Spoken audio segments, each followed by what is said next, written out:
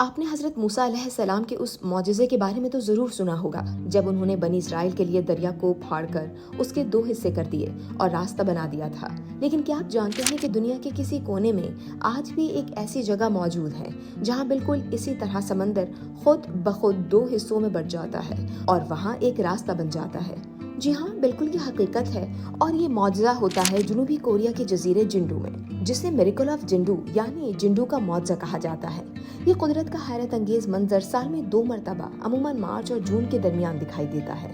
اچانک سمندر کی لہریں ٹھہر جاتی ہیں، جس کے بعد جندو اور مودو جزیرے کے درمیان تقریباً 3 کلومیٹر لمبا اور 40 سے 60 میٹر چوڑا راستہ بن جاتا ہے اور یہ قدرتی راستہ 1 گھنٹے تک کھلا رہتا ہے۔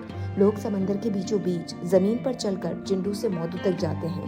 یہ منظر ناقابل یقین محسوس ہوتا ہے، بالکل ویسے ہی جیسے فلموں اور ڈراموں میں کھل جا سم سم کہنے پر جادوئی دروازہ کھل جاتا تھا۔ مگر یہ فلمی سین نہیں بلکہ قدرت کا کرشمہ ہے۔ مگر یہ کوئی جادو نہیں بلکہ اس کے پیچھے سائنس چھپی ہوئی ہے۔ سائنسدان کہتے ہیں کہ یہ دراصل چاند، سورج اور زمین کی کشش ثقل کا کھیل ہے۔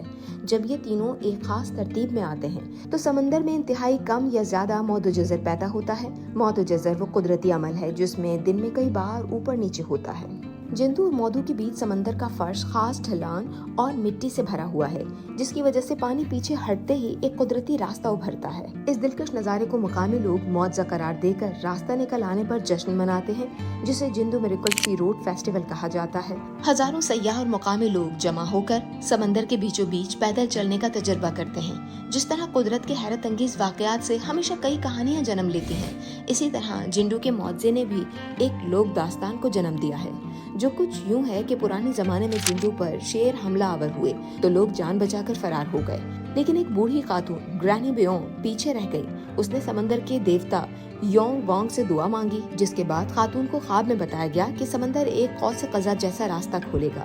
اگلے دن وہی ہوا، پانی پیچھے ہٹ گیا اور بزرگ خاتون کا خاندان اسے ڈھونڈنے واپس آیا اور اسے بچا لیا۔ آج اس خاتون کا مجسمہ اسی جگہ پر موجود ہے۔